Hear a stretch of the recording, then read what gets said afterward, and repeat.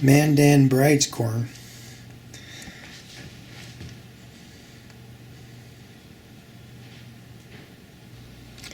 Center is the corn that the natives saved for seed on their best cobs.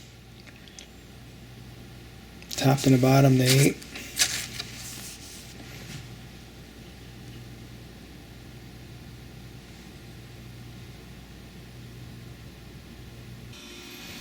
Here's the corn.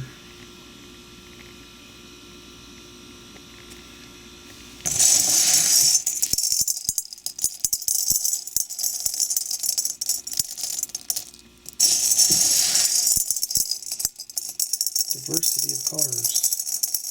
Mandan bride's corn. I'm going to soak it for a couple of days, get it to expand, and I'm going to boil it in wood ashes. The black raspberries look really nice glowing in the sun.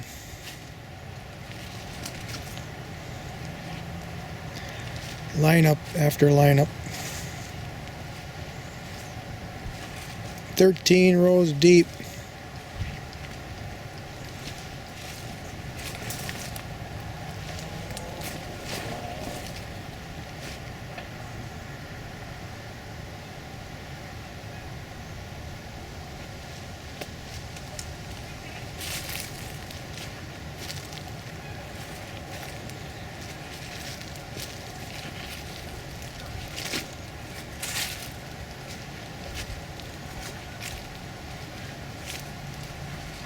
Black raspberries were not affected by black walnuts. We have black raspberries as an understory to these black walnuts. And that tree was spectacular this year. This last year, 2023. It's 2024 now. This one here produces very large ones, but lots of empties and few of them with kernels in them. That one there has yet to produce. That one in the background, that one produced for the first time this year. It made quite a few of them for its first flush. They're a little smaller. I'm eating them right now. We're in February 2024.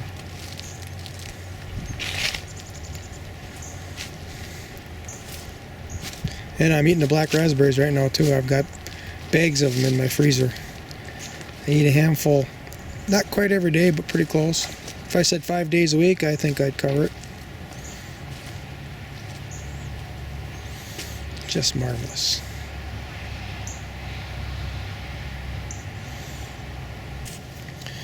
An experimental ribe asparagus patch. I cut the ribes down just crazy this year. I cut a lot, and I cut 2/3 of it at least out of here.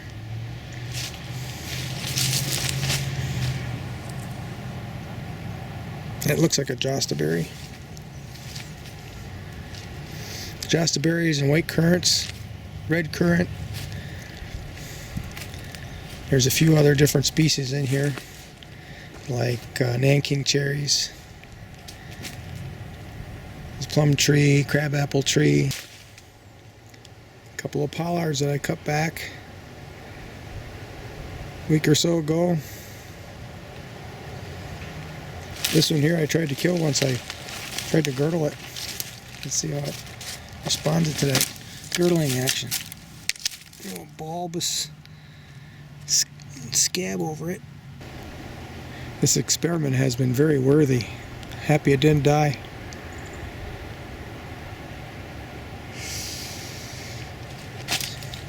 So I've just been piddling around back here, cutting the limbs up from the pollard. Those are all the larger pieces that were cut up.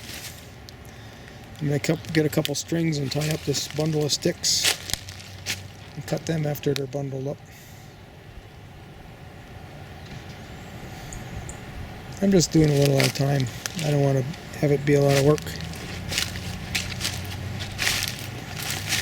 This is redbud. Pretty hard wood.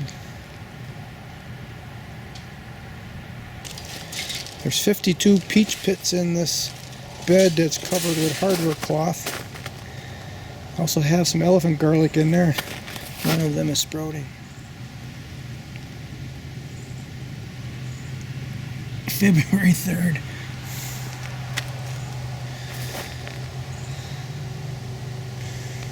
I got a whole bunch of peach seedlings from pits from last year. These pits came from a tree that I bought. The pits. And these pits are from a tree that I planted from a pit that grew here. So that'd be the first generation.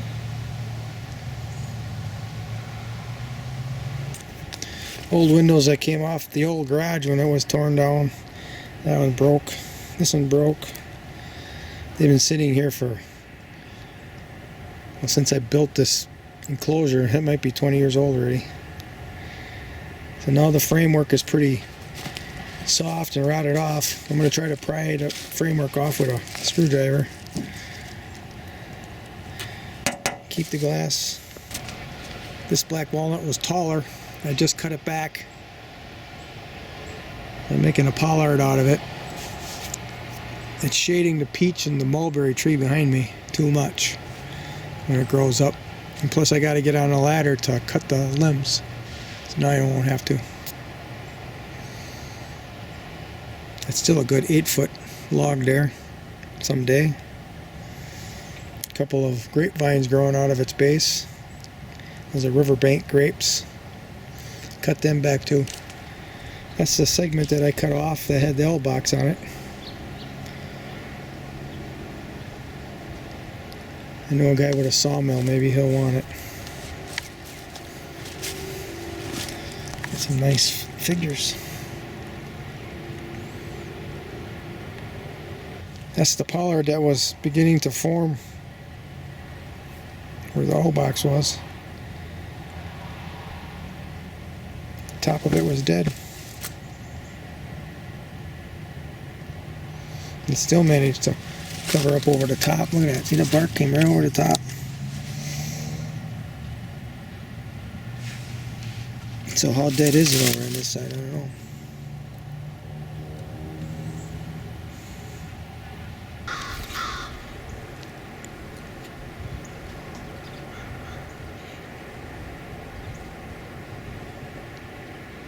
Yeah, he flew away. That hoarse voice crow has been around here for a long time. He was missing for a year. Last year he came back. He's by far the largest crow that I notice when they're together. But maybe 5 years, it could be 5 years ago that I noticed his voice. He was around for a couple of years and then he was missing for a year, and then this year, last year and this year, he's been around again. I think that's a testament. I think that's a testament to the richness of my backyard, the richness of the system. Supporting a predator like that, you know, proves that there's a lot of food for them to get after. What the heck is that bird there?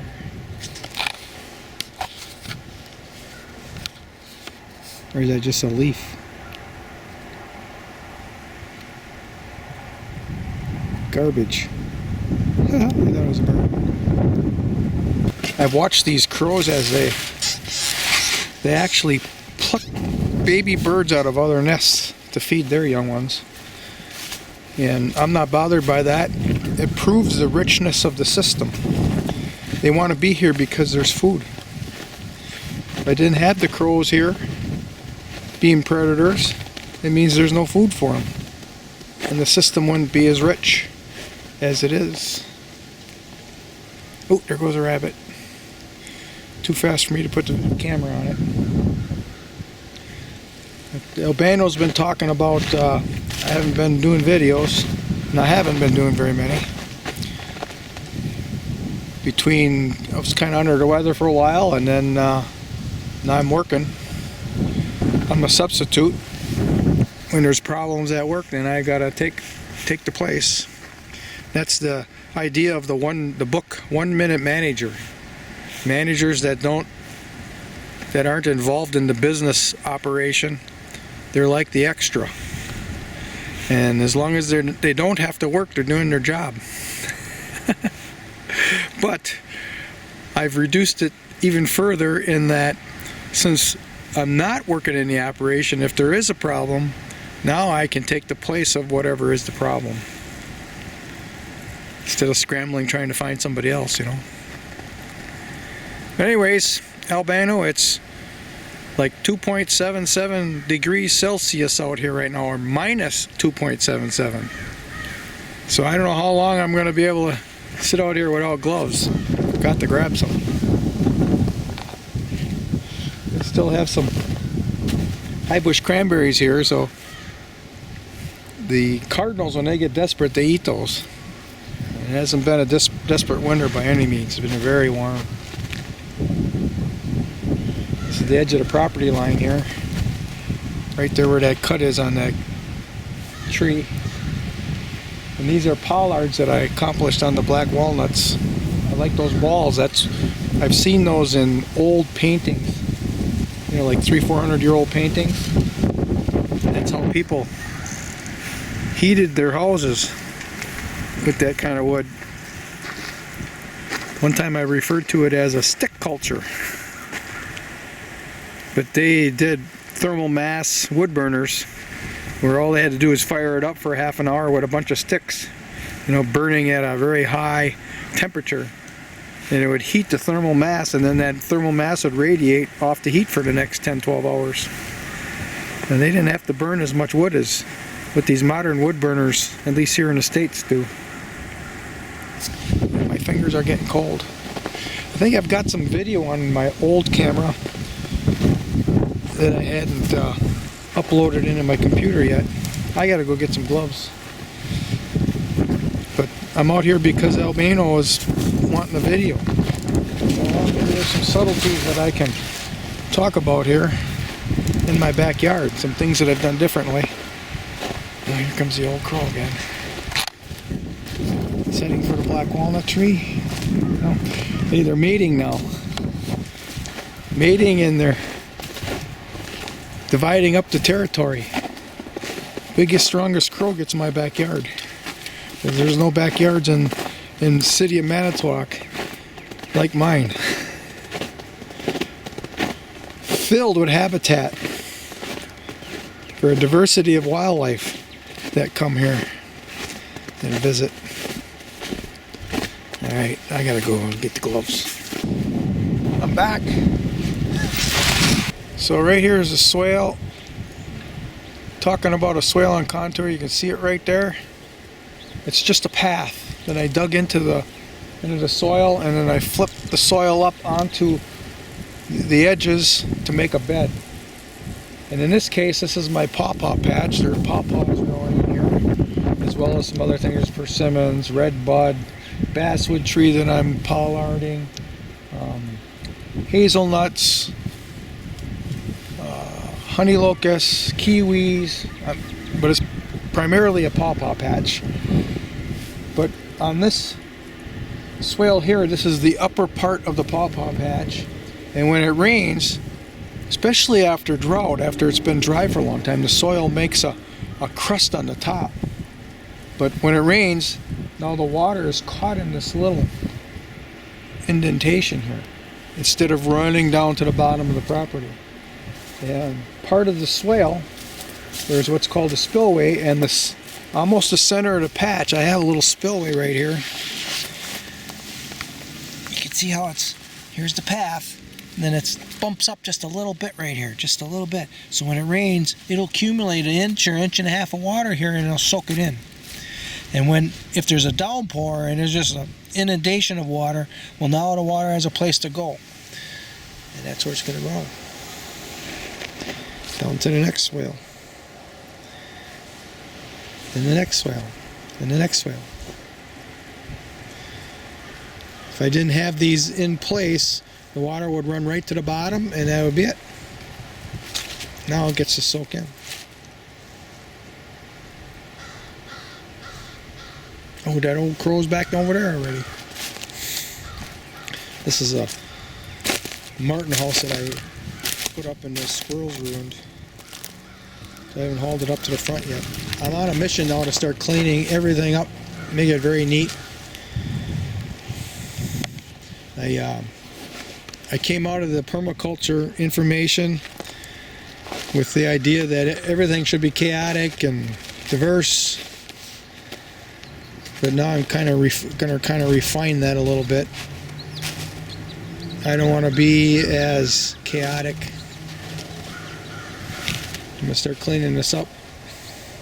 I want to get rid of all the plastic tubes. I already gave a batch away to a young fella I think is going to be planting a lot of trees. I'm going to replace the plastic with hardwood cloth, like that right there.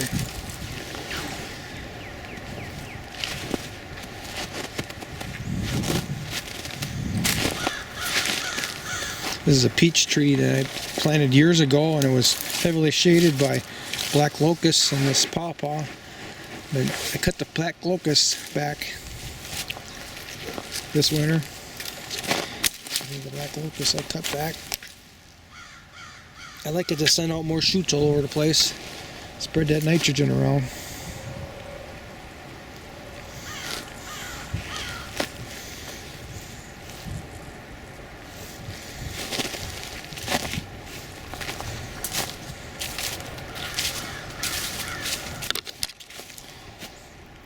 This is a gate that I installed. I probably don't need this fencing anymore with the pawpaws aren't really predated upon. And the squirrels, they can climb over anything if they want them. But I'll leave it in place. It's maybe a barrier between the backyard and this. All the people that come and visit the storage unit. I like to keep this old rustic kind of look for the people that are visiting the storage unit. I'm hoping they have a small level of disgust when they look at it and they don't want to come over here to see what's going on.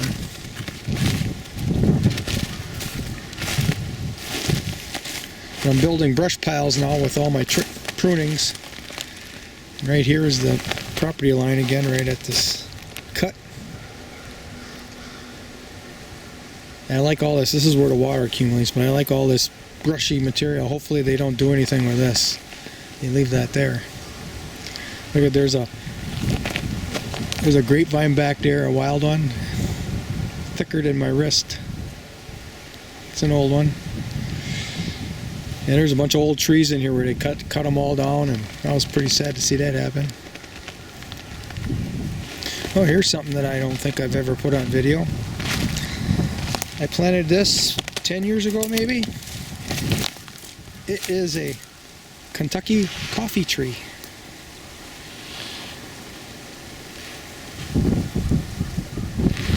It's pretty stout. It took a long time for it to start shooting up, but the last 2 years now it's really putting on some growth. Let's see, like from here.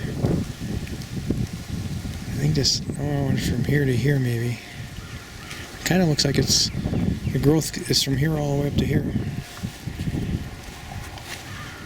I don't think it's had many side shoots at all. Laterals. Cool.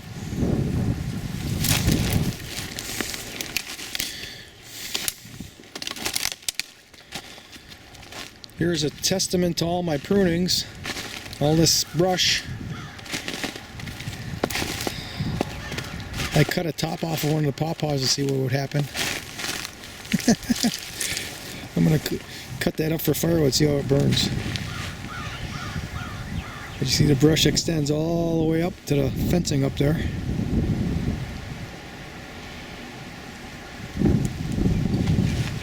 It's a protection for the smaller life, adding to the richness of my system. But I want to extend this brush pile all the way around here, all the way to the other side. I've got more pruning to do, so I might make it there. This is a new to me camera again. I bought another used one.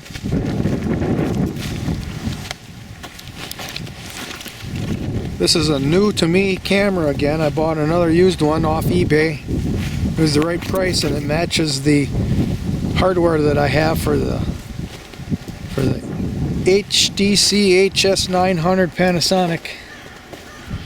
I don't like this camera because of the fan noise, but I do like the length of video that can be stored in its hard drive. But I've been experimenting with other cameras, and they're all junk. Everything I bought off eBay, except for, now this one, it seems to be a good one, and I recently bought a 700 as well. They seem to be working. Well, this is the first test for this one. First real test. I mean, I turned it on and all that inside the house. You see the brush pile followed me all the way up to here. A couple of them broke, so I had to clean up the glass. This is all going to be removed from here. I want to get the frames off. I want to save the glass.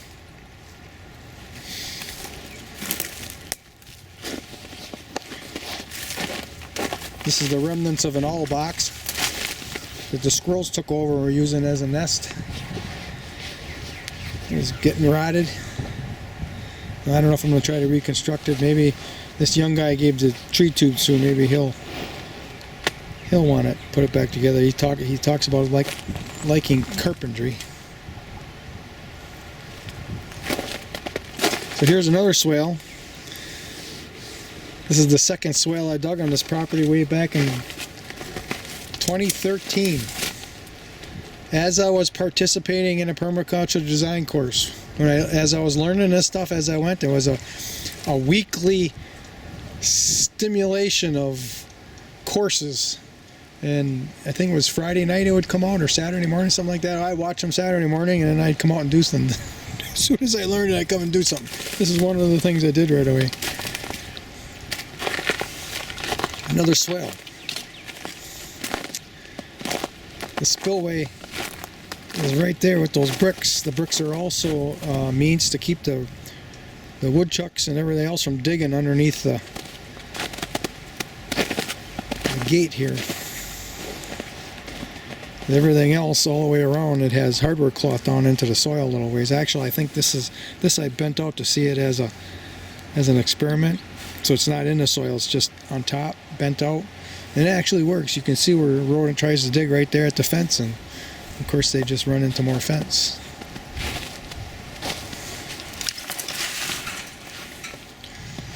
This is my black raspberry patch. I've got lots of videos up on it. That was one of the things that I did when I was going through that course. Actually, I believe I was listening to a Bill Mollison course, and he mentioned black raspberries not being affected by the dew glowing of the black walnut trees. These are black walnut trees. When I heard that, I was, oh, I've got black raspberries and I can transplant them back here to the black walnuts. And it's been just a phenomenal production over all these years. 11 years now? That might be the 12th year now. 2013 to... Well, I might have watched that course in 2012. Something like that. Some years I didn't take care of them at all to see what would happen. Again, I wanted to get into that chaotic look. And now, like this year, I actually pruned them in the fall instead of the normal in the spring.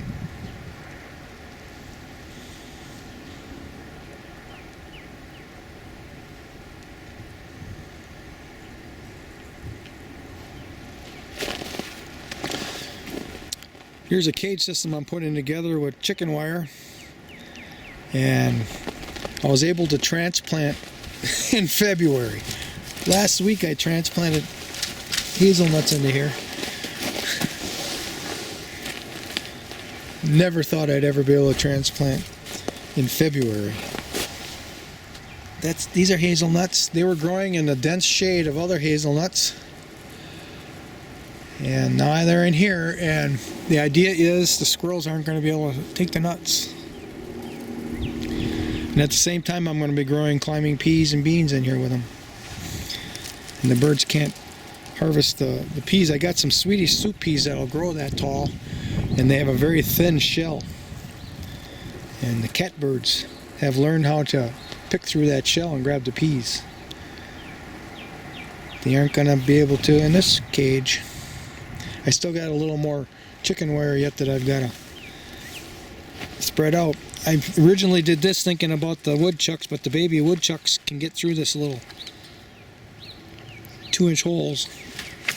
So now I'm bringing the chicken wire in. Just one experiment after the other. And if it doesn't work, then I change. I built the framework of this thing out of old rotted out cedar posts, barely holding together for now, but I'll put some stronger timbers in here at some point. I just wanted to make use of them. All this is all the rotted stuff. Yeah.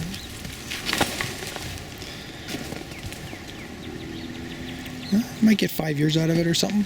Give me time.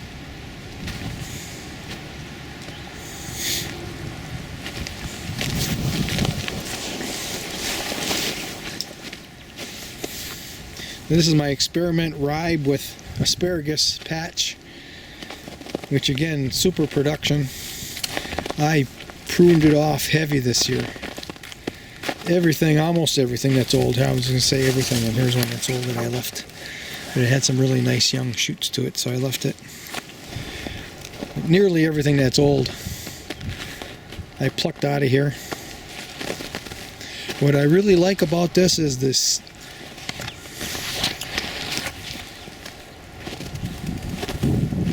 the results of this rye and asparagus planting is that the ribes aren't really good in the heat of August, heat of the summer.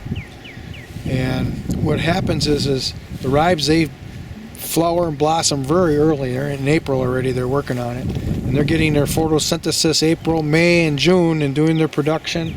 In July, I think it's early July, I'm picking berries already or something like that. But as they're going through their photosynthesis and their production, the asparagus is coming up and I'm harvesting it in the beginning, you know, for the first month. So through May, I'm harvesting all the asparagus. And then in June and July, I start to let it grow. Well, by the time the production is over with the ribes, now the asparagus is shading it, keeping it cool. 2 major crops out of one spot right there. And now I'm adding Nanking cherries to it. There's one in here and I just transplanted another one. Again, I transplanted in February. Can you believe that? I can't believe that. There's a little bitty Nanking cherry right there. I've got a couple other ones I'm going to transplant in here. So it's going to be Nanking cherry added to it. I'm going to keep the Nanking cherries more on the shade side of the area here. Yeah. And then on the sun side we have a lineup of mulberries. Mulberry, mulberry, mulberry. So in the summertime the sun is nearly directly overhead, so it's not a shade issue. But in the spring and the fall it is. Slow this down a little bit, and this year might be the year that's really going to be a benefit. It's so warm. I don't want all this stuff to bud out so quickly. Now we're looking at 40-degree temperatures again next week in February. So the shade of these mulberries is cast onto this bed of ribes, and it's slowing the ribes down a little with this warm temperatures. So and of course then I get to eat mulberries. I'm eating them right now. I made a whole gallon bag full of them. And I eat a handful almost every day. Every day that I'm here, at the house anyway. I got tangled up of kiwis in here. I got a kiwi growing next to a grape just to see what would happen. And I seen somebody on the internet say, "Oh, that's a terrible idea, you know, some disease or something." But I never had any problems. So we continue. It's a font and all grist. And I let it grow all the way up here into this plum tree. This is a Japanese plum that it probably only grew like 5 plums in 12 years. But it smells so delightful in the spring. It's the best smelling blossoming tree in the backyard. So as I'm cleaning this up, I've gotten to this point here. This little ramp here I'm taking out of here. I got more tubes here that I'm going to start to remove, replace. Some of these apple trees I'm going to transplant up north. There's a firewood that I accumulated down here. I'm going to cut that piece. This is the point that I got to last week. Now, keep cleaning. And look at some of the, there's another big accumulation of tubes. That's how many trees I planted in here. That and more, way more. What I like doing is I like buying those little bitty seedlings that are only like a year or two old. And then, you know, I took that restoration agriculture course. I was on his farm for 8 days, and he's got this stun method about, I don't know, totally neglecting everything. Just plant it and neglect it. If it's tough enough, it'll make it, you know. And you only want the tough ones to grow, and you only want the tough ones to give you seed. But there's a lot of death in that method. But I made it through it, and I've got some strong plants. My fingers are getting cold. That's enough for now.